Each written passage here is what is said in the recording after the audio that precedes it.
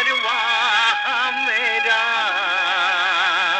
कोई घटी मुझे नहीं है। कुछ मास्टर सोचते हैं कि खूब खूब खूब मेहनत करने से बहुत बड़े पैमाने पे कलीसिया का विस्तार होगा, पर मैंने तो सुबह शाम दिन रात खूब मेहनत करते हुए लोगों को देखा है जिनके 7-7, 8-8 सालों में कलीसिया 50-60 लोगों से ऊपर नहीं जा पाती। उनके कुल मिलाकर के 3-4 गांवों के सेवा क्षेत्रों में भी कुल मिलाकर के तीनों चारों जगहों को मिलाकर के 150-200 लोगों से ज्यादा नहीं हो पाते। तो शहर और गांवों के कार्य क्षेत्रों को मिलाकर के कुछ 250 से 300 लोग होते हैं जो चर्चेस में आते हैं, जो कलीसिया में आते हैं, और जिसमें उद्धरित जन तो 30 से 40 बहुत मुश्किल होते हैं। अब इसको अगर स्टैटिस्टिक्स के तौर पे हम देखें तो 5 लाख के जनसंख्या वाले कार्य क्षेत्र में मान लीजिए वो काम कर रहे हैं, तो 0.05% लोग कलीसिया में आते हैं उनके पास 8-10 साल की सेवा में, जो कोई बहुत अच्छा रेट नहीं है। और जिसमें उद्धरित जन तो फिर 0.01% से कम है 10 साल की सेवा के दौरान में। So it's extremely poor performance. ये जो समस्या है ये क्यों है? मेरे अपने कुछ अनुभव है, मैं उनको आपके साथ में शेयर कर रहा हूँ। मैं अपने अनुभव आपके साथ बांट रहा हूँ। अपनी सेवकाई में मैंने ये देखा है कि आप लोगों को बोलने दें, उनको सुने धीरज से, उनके मन मस्तिष्क में क्या चल रहा है इसको समझ के लें, क्या प्रश्न है उनके मन में जान के लें, उन प्रश्नों को सही तरीके से उत्तरित करें उनके समाधान होने तक, तब जाकर के वो विश्वास कर पाते हैं और तब जाकर के आगे बढ़ पाते हैं। बगैर इसके आप कितना भी जाकर के खूब बोल रहे हुए हो, खूब बता रहे हुए हो, खूब सेवा कर रहे हुए हो, वो आएंगे, बैठेंगे, मुस्कुराएंगे, ऐसे बताएंगे जैसे सब समझ रहे हैं, जबकि उन्हें कुछ भी नहीं समझ में आ रहा हुआ होता है, क्योंकि उनके दिमाग में कहीं कुछ सवाल है, कुछ मुद्दे हैं जिन्होंने उन्हें अटका के रखा हुआ है, और जब तक वो मुद्दे क्लियर नहीं होते तब तक वो आगे नहीं बढ़ पाते हैं।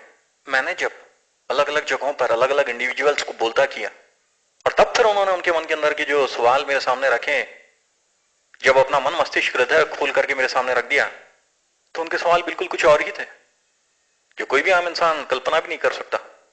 और तब उन सवालों के विस्तृत और उनका समाधान होने तक जब जवाब दिया गया विस्तृत तौर पे, व्यापक तौर पे, तब वहां से आगे मैंने उनके अंदर बदलाव पाया। हमारे पास क्या है कि स्कूलों में भी यही होता है, टीचर आकर के अपना अभ्यासक्रम पूर्ण करने के लिए जो कुछ बताना है बता देते हैं, अभ्यासक्रम पूर्ण करने के लिए प्रयासरत रहते हैं, सबक बताना होने के बाद में पूछते हैं क्या सबको समझ में आया? आमतौर पर सारे बच्चे कह देते हैं यस टीचर। कोई सवाल? No teacher. जबकि 70 में से मुश्किल से 2-3 बच्चों को ही सब समझ में आया हुआ होता है, बाकियों को कुछ नहीं समझ में आ रहा हुआ होता है। सो ये उस शिक्षक का काम है कि वो दरअसल उनको जिन्हें खास करके समझ में नहीं आता उन्हें बोलने के लिए प्रेरित करें, वो कितना समझे हैं इसको समझ के लें। और अगर वो नहीं समझते हैं तो इसलिए कि आप जटिल भाषा का इस्तेमाल करते हैं या वो उस ऊंचे लेवल पे बता और सिखा रहे हुए होते हैं जो उनके दिमागों से बहुत ऊपर से चले जाता है। सो सादा करके उन्हें समझ में आने वाली भाषा में अगर उन्हें बताया जाए तो वो समझेंगे, और फिर उन्हें कहां अड़चने हैं उसको समझ के लें, उन्हें बोलने दें, तब आपको उनकी असली समस्याएं समझ में आएंगी, तब उनका आप निराकरण कर सकेंगे और निश्चित रूप से तब रिजल्ट्स बहुत अच्छे होंगे। मैंने खुद ने पाया है कि बहुत सारे सवाल सांस्कृतिक पार्श्वभूमि से संबंधित होते हैं या उसमें से उपजे हुए होते हैं। सो वो लोकल संस्कृति, परिवेश, पॉलिटिक्स, समाज रचना, इन सब में से उपजे हुए सवाल होते हैं। और अगर आप किसी डेविड विलियम्स, किसी यूके की किताब को पढ़ करके लोकल लेवल पर बताते रहते हो तो उसका खासा कोई उपयोग नहीं होता है, क्योंकि उनकी समस्या कुछ और होती है और आप जो बता रहे होते हैं वो कुछ और होता है, वो उन्हें रिलेट नहीं करता। हो सकता है कि वो सब्जेक्ट बहुत अच्छा हो, बहुत उपयोगी हो, लेकिन उनकी स्थिति के लिए अनुकूल शायद वो नहीं, कुछ और है। अगर किसी के पैर में दर्द है और आप उसको सर दर्द की गोली दोगे तो उसे क्या लाभ होगा? कुछ भी नहीं। अगर किसी को हेलुसिनेशंस के प्रॉब्लम्स है तो आध्यात्मिक तौर पे वो किस प्रकार से इस चीज से निपट सकते हैं, किस तरह की मेडिसिन ले सकते हैं, ये चीजें आपने उन्हें बताने की आवश्यकता है। उस सब्जेक्ट की वहां पे आवश्यकता होती है। कोई और आध्यात्मिक सब्जेक्ट, कोई और आध्यात्मिक विषय, वो कितना भी महत्वपूर्ण क्यों ना हो, अगर प्रासंगिक नहीं है तो उपयोगी नहीं है। तो एक चीज हमेशा याद रखें, आप आ जाकर के यहां वहां पहुंच करके लेक्चर्स देने वाले लेक्चरर ना बने, बल्कि लोगों की समस्याओं को वैयक्तिक तौर पे वन ऑन वन समझ के लेकर के काउंसलिंग करने वाले काउंसलर बने। लोगों को एक स्पिरिचुअल काउंसलर की ज्यादा जरूरत है बनिस्बत एक स्पिरिचुअल लेक्चरर के। 35,000 उद्धरित जन है जिसमें क्वालिटेटिव शायद 7,000 हो। तो ये क्वालिटेटिव हिस्सा हमेशा कम होता है, ये एक प्राकृतिक नियम है। कोयले की खदानें लाखों करोड़ों टन कोयले से भरी हुई होती हैं, लेकिन उसके अंदर हीरे बहुत थोड़े और बहुत कम होते हैं। 30 लीटर दूध में से करीबन 1 लीटर घी निकलता है शुद्ध प्योर। प्रभु के 12 शिष्य थे, लेकिन 3 इनर सर्कल में थे सिर्फ, यानी सर्कल था 12 का और इनर सर्कल सिर्फ 3 का, यूहन्ना, याकूब और पतरस। और नोहा के प्रसंग में से हम देखते हैं कि परमेश्वर क्वालिटी को पसंद करते हैं। करोड़ों लोग होंगे उस समय पृथ्वी पर सिर्फ 8 लोग बचाए गए, क्योंकि बाकियों ने अपने आप को अनक्वालिटेटिव साबित किया। परमेश्वर के बुलावे को न मानकर, न स्वीकार करके, उस पर विश्वास न रखते हुए, हर प्रकार के अधर्म, दैहिक आचरण और जैविकता में लिप्त रहने को स्वीकार करते हुए, और परमेश्वर ने परवाह नहीं की कि कितने लोग हैं।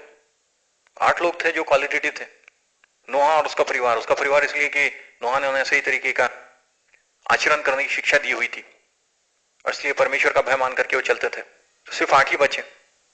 परमेश्वर संख्या को नहीं, क्वालिटी को महत्व देते हैं। और इसलिए मेरा कहना है कि चर्च को क्वांटिटी नहीं, क्वालिटी ढूंढने की आवश्यकता है। तो मैं तो कहूंगा कि भाई अगर कुछ लोग सर गिनाना ही चाहते हैं, क्वांटिटी ही दिखाना चाहते हैं, नंबर्स में ही उनको इंटरेस्ट है, तो मैं कहूंगा, मैं ऐसे लोगों को जानता हूं कि जिन्होंने ढोंग ढकोसलावादी सेवा शुरू की आध्यात्मिक क्षेत्र में। परमात्मा है, वो सबका हित सोचते हैं, सबका भला करना चाहते हैं, बस सिर्फ तुम जादू टोना मंत्र तंत्र मत करो, उस पर भरोसा रखो, और तुम काली पर्स इस्तेमाल किया करो, तुम नीली पैंट पहना करो, तुम रबड़ी खाया करो, तुम शादियों में जाया करो। इस तरीके की बातें करते रहे। 200 करोड़ से ज्यादा रुपये जमा कर लिए उन्होंने और लाखों लोग उनके पीछे चले जाते हैं। तो आपकी सक्सेस रेटिंग क्या है फिर? आपसे तो कहीं ज्यादा उनकी है जो कि ढोंग ढकोसलावादी झूठे हैं। 10-10 हजार रुपये का टिकट लेकर के लोग उनके फंक्शन अटेंड करते हैं। बात को समझिए, ये बहुत बड़ा मार्केट है।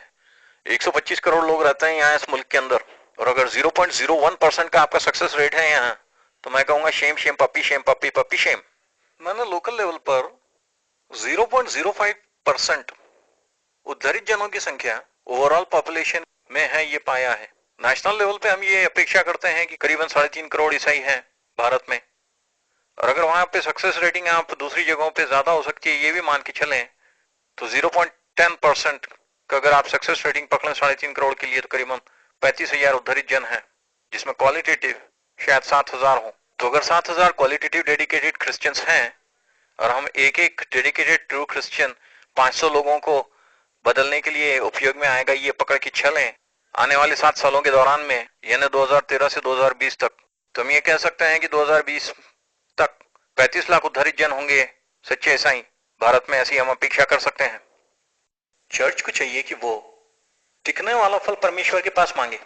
कुछ आध्यात्मिक स्वभावों में कई सारे लोग प्रभु को पश्चाताप पूर्वक ग्रहण करते हैं और कलीसिया से जुड़ जाते हैं, पर वो ज्यादा से ज्यादा 3 महीने या 6 महीने तक ही टिक पाते हैं, फिर वो ऐसे गायब हो जाते हैं जैसे गधे के सर से सिंह, जो कभी थे ही नहीं।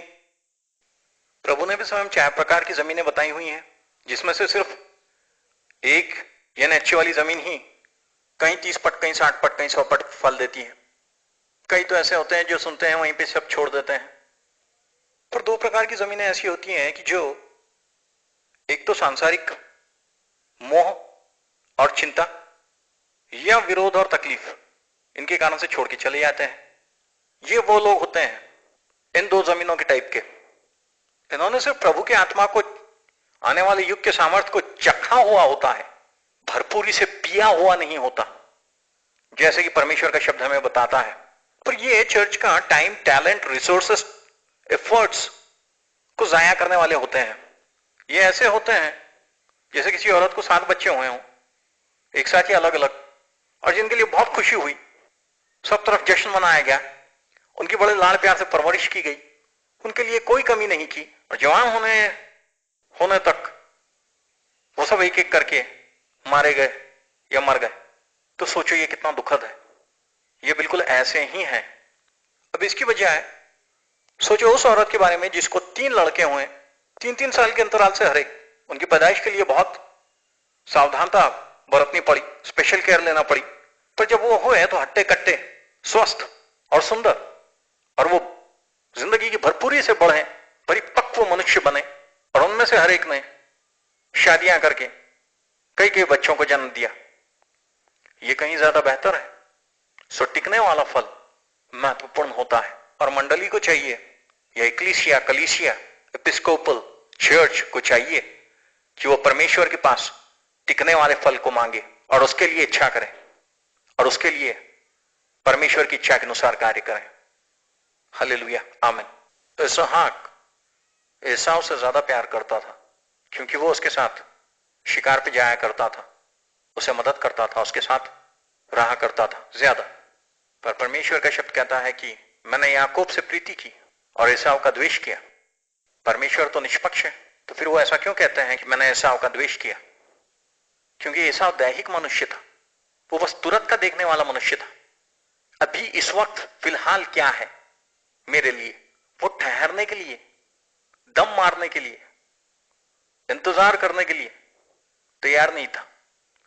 मैं कई लोगों को देखता हूं जो ऐसी ही भौतिक की मानसिकता रखते हैं, आज अभी तुरंत मुझे क्या मिलता है ये बताओ, इस जीवन के बाद के अगले जीवन की बातों में मुझे कोई दिलचस्पी नहीं है। ऐसा कहने वाले कई लोग होते हैं। उन्हें अभी तुरंत थोड़ा सा भी मिल जाए तो बहुत है, आगे के बड़े फायदों में उन्हें कोई दिलचस्पी नहीं है।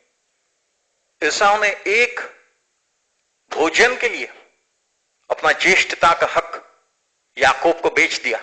वो ऐसे ही होते हैं, स्वर्ग में के सुख, शान और अधिकार उन्हें सब कुछ बेकार लगता है। अभी फिलहाल का एक छोटा सा पद, थोड़े से तुटपुंजे पैसे और जरा से मजे के सामने। अब्राहम को वचन मिला हुआ था कनान देश और उसके सारे परिसर के लिए कि मैं ये तुझे और तेरे वंशजों को दे दूंगा। पर क्या अब्राहम ने वो प्रदेश अपने वंशजों को मिला हुआ देखा अपने जीवन काल में?